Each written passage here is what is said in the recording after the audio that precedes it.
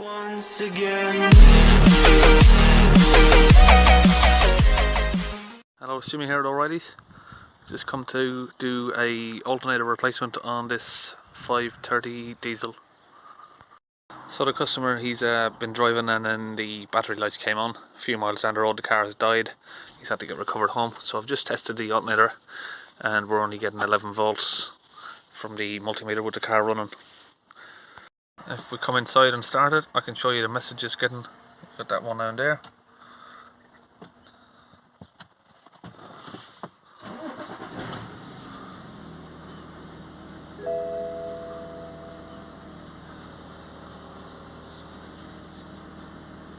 And that should change to a different message in just a minute.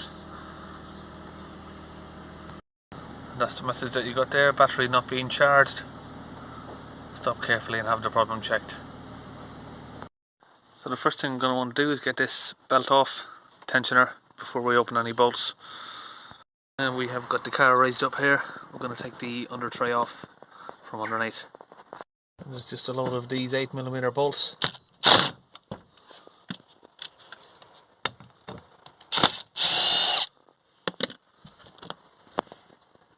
So now with the tray off, we can see up underneath here, you can see the belt. And the tensioner is just about there. Just see if I can get my hand up onto it. 16mm bolt.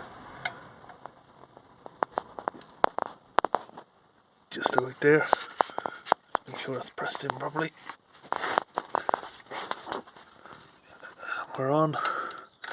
Just need to pull the ratchet down so I can push it in the opposite direction. And if we're going to push that forward, it's going to loosen the slack on the belt. Now that's all slackened off.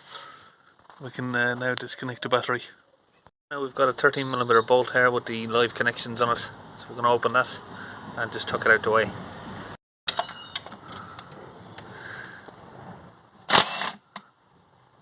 So now we've got that off, we've just tucked the wires back over out of the way there.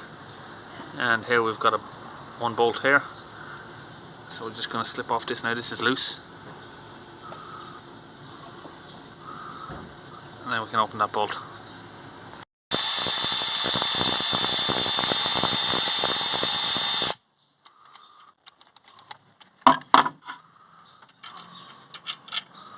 Pull that bolt out there. Just leave that on there for a minute. Now just down there, right where my finger is there, you just see that you got a second bolt. You can get the camera down there. Well, I can't really get onto it, but it's right there.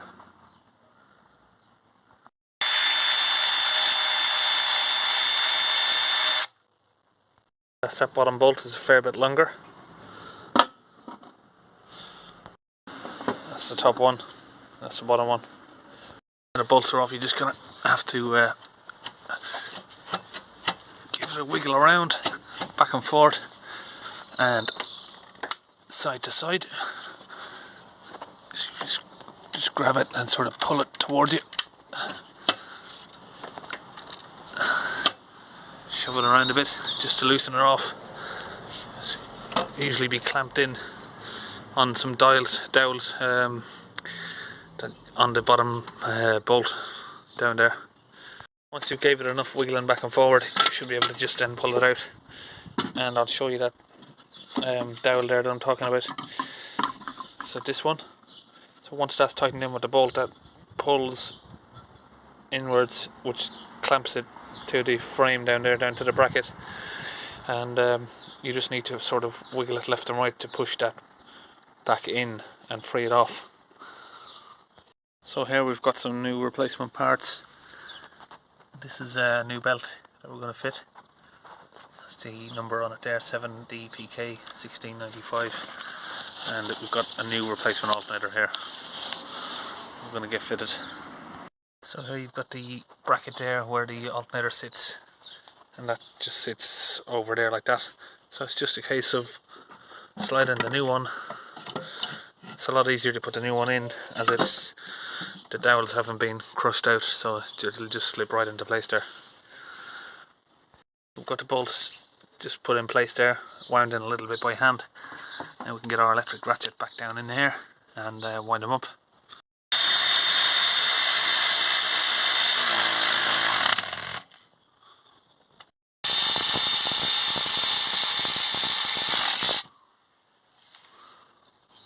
And just a final tightness check by hand, plenty tight there. So we'll get our electrical connection plug there. Plug that all the way back in until it clicks. Connect back up the live bolt here.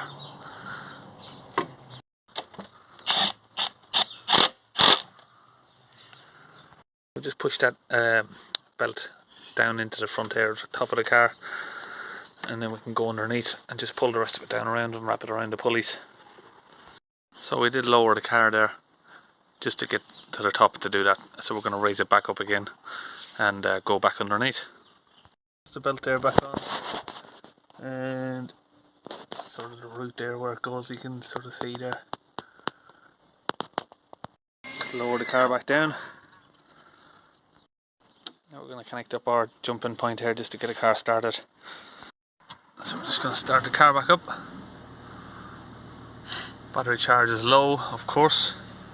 Battery was completely flat, even though we have got the jump pack on there. So we're going to clear off that warning, and we shouldn't get any more. We've still got the discharging when stationary warning, because obviously the battery did go completely flat there, so we might have to reset that via diagnostics. But yeah, we haven't got the not charging warning, so we're going to go and test the alternator directly at it again. We use this meter here, and we're going to connect up to the alternator.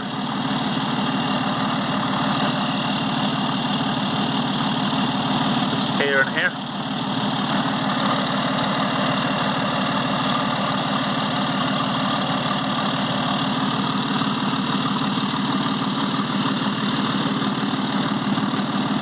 So now we're going to go in and clear any related faults that are left in the car due to the flat battery.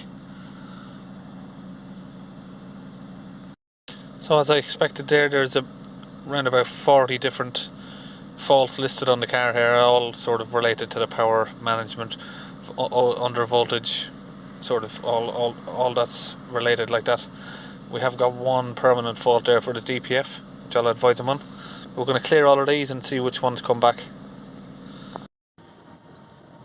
Quick erase.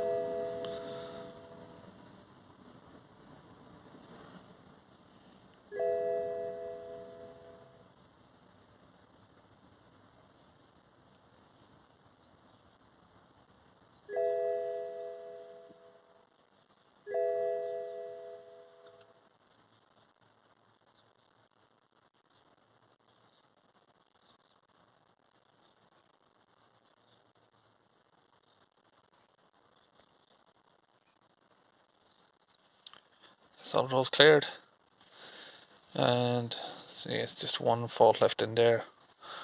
Just going to exit that for a moment. We'll start the car up and then we'll do another scan in a few minutes.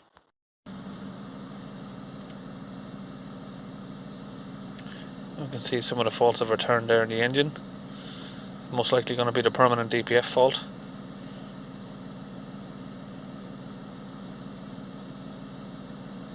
Particle filter, yep. And the preheating control unit, which would be the glow plug module, most likely. So that's it, we're all complete here, and we will see you in the next video.